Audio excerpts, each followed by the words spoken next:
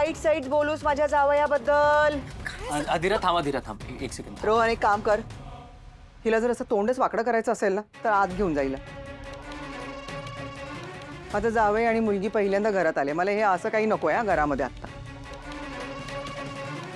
जाऊ दे अधीरा, तुझं बोलणं आता यांना समजणारच नाही. भिंतीवर डोकं आपटू नकोस.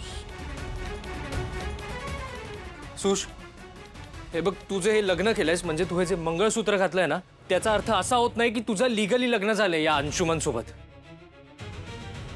मी सांगितलं ना, मी साक्षीदार आहे या सगळ्याची. मग का सारखं सारखं उलट तपासणी करतोयस? म्हणजे 24 तासानंतर ते लिगली येणार आहे तुम्हाला सर्टिफिकेट. पाहते ते पण दाखवीन.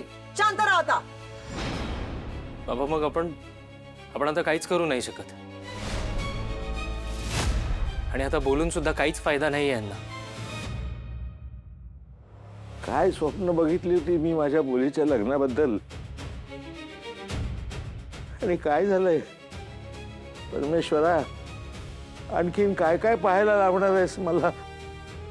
अहो काय बोलताय तुम्ही? पण रस्त्यावरच्या मुलाची नाही केलंय तिने लग्न. आणि मला एक सांगा, कोण असा राजपुत्र मिळणार होता हो तुमच्या लेकीला? तुम्हीच मला म्हणाला होतात ना, तिला वस्तुस्थितीचं भान दे, मोठी मोठी स्वप्न दाखवू नको, चादर पाहूनच आपले पाय पसरायचे. बघा बघा बघा, करोडपती नवरा आलाय, स्वतःहून आलाय. मग आपण तिचं लग्न नको का करून द्यायला? प्रत्येक आई वडिलांची आपल्या मुलीच्या लग्नाच्या बाबतीमध्ये काही इच्छा असते की नाही? त्यांना वाटत असतं की नाही आपल्या मुलीला चांगला नवरा मिळावा, तिची खूप मोठी मोठी स्वप्न आहेत, ती स्वप्न पूर्ण करणारा तिला नवरा मिळावा. मिळाला ना, आता काय प्रॉब्लेम आहे? चला आता बघताय काय, दोघांना आशीर्वाद द्या. ए काय बघत बसलं की, आशीर्वाद घ्या चल.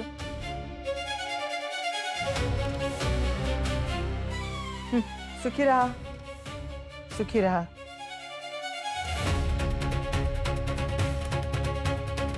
काय झालं बाबा? आशीर्वाद द्या ना. तुमची मुलगी खुश राहावी असं वाटत नाही का तुम्हाला? सुष्मिता बाळा, तुझी सुखाची व्याख्या आणि माझी सुखाची व्याख्या यामध्ये खूप फरक आहे. पण तू माझी मुलगी आहेस. एक बाप म्हणून मी तुला चांगलाच आशीर्वाद देणार. आता तुम्ही लग्नच केले म्हटल्यावर दुसरं काय म्हणणार? तुमचं भलं हो, एवढंच. दुसरा काही मार्गच शिल्लक नाही आता माझ्याकडे. सुखी राहा. असा नुसता सूर लावू नका, जरा बोलून घ्या असं आनंदीशी. पण त्या वेळेला गोंधळ घालेल ती, तिला सवयच आहे. तिला म्हणा आता लग्न झालंय, मान्य कर आता. काय बरोबर आहे ना? बाबा तुम्हाला सांगतो, मला सुद्धा हे खूप उशिरा कळालं. अहो तो अंशुमन घरी फक्त आई आणि सुश असताना आलेला, सुशला लग्नासाठी मागणी घालायला. आणि हे सगळं ना मला अधीराकडून कळलं. शॉक बसला मला जेव्हा हे कळलं तेव्हा. बाबा मला जर हे वेळीच कळलं असतं ना, मी असं काही होऊ नसतं दिलं.